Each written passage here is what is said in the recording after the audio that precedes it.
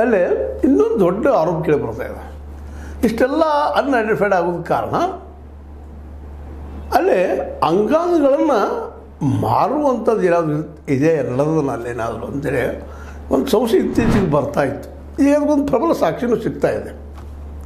ಒಬ್ಬ ಕೇರಳದ ವ್ಯಕ್ತಿ ಶ್ಯಾಮ್ ಅಂಥೇಳಿ, ಆ ವ್ಯಕ್ತಿ ಧರ್ಮಸ್ಥಳಕ್ಕೆ ಬರ್ತಾರೆ, ಅಲ್ಲಿ ಇರ್ತಾರೆ, ಇದ್ಕೊಂಡು ಒಮ್ಮೆ ನಾಪತ್ತೆ ಆಗಿಬಿಡ್ತಾರೆ. ನೋಡು, ನಾಪತ್ತೆ ಆಗ್ತಾರೆ. ಆಮೇಲೆ ಅದನ್ನು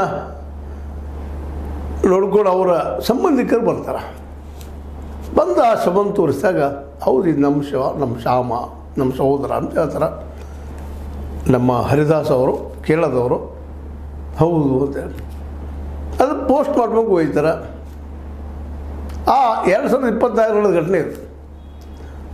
ಅದು KS ಹೆಗಡೆ ಆಸ್ಪತ್ರೆ. ಇದ್ರ ಬಗ್ಗೆ ಭಾಳ ಆರೋಪಗಳು ಬರ್ತಾ ಇದ್ದಾವೆ. ಈ ಆಸ್ಪತ್ರೆ ಬಂದಲ್ಲ ಯಾಕಂತಂದ್ರೆ KS ಹೆಗಡೆ ಆಸ್ಪತ್ರೆ ಮಂಗಳೂರು, ಇಲ್ಲಿಂದ 60 ಕಿಲೋಮೀಟರ್ ಅದು ಧರ್ಮಸ್ಥಳದಿಂದ. ಅಲ್ಲಿ ಬೆಳ್ತಂಗಡಿಯಲ್ಲದ ಪೋಸ್ಟ್ ಮಾರ್ಟಮ್ ಮಾಡುವಂಥದ್ದು ಅಲ್ಲಿ ಸರ್ಕಾರದ್ದು. ಅಲ್ಲಿ ಯಾಕೆ ಮಾಡಿಸಲಿಲ್ಲ? ಹೋಗ್ರಿ ಮಂಗಳೂರಿಗೆ ಹೋಗಿದ್ರಲ್ಲಿ ಏನು ಇಕ್ವಿಪ್ಮೆಂಟ್ ಇರಲಿಲ್ಲ, ಮತ್ತೇನು ಪ್ರಾಬ್ಲಮ್ ಇರ್ಬೋದು ಬೆಳ್ತಂಗಡಿಯಲ್ಲಿ. ಮಂಗಳೂರು ಸರ್ಕಾರಿ ಆಸ್ಪತ್ರೆ ಇದಲ್ರಿ. ಮತ್ತು ಈ ಹೆಣಗಳನ್ನು ಅಥವಾ ಶವಗಳೆಲ್ಲ ಪೋಸ್ಟ್ ಮಾರ್ಟಮ್ ಮಾಡ್ಬೇಕಾಗಿದ್ದು ಸರ್ಕಾರಿ ಆಸ್ಪತ್ರೆಗಳು, ಈ ಖಾಸಗಿಯಲ್ಲಿ ಯಾಕೆ? ಈ ದೊಡ್ಡ ಪ್ರಶ್ನೆ ಇವತ್ತು ಎದ್ದು ಬಿಟ್ಟದ. ಇದು ಮೀಡಿಯಾದಲ್ಲಿ ಇದೆ ಚರ್ಚೆ ಇವತ್ತು.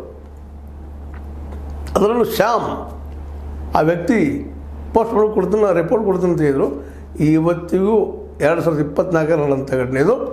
ಇವತ್ತಿಗೂ ಅದು ರಿಪೋರ್ಟ್ ಸಿಗ್ತಾ ಇಲ್ಲ ಶ್ಯಾಮಂದು. ಅದು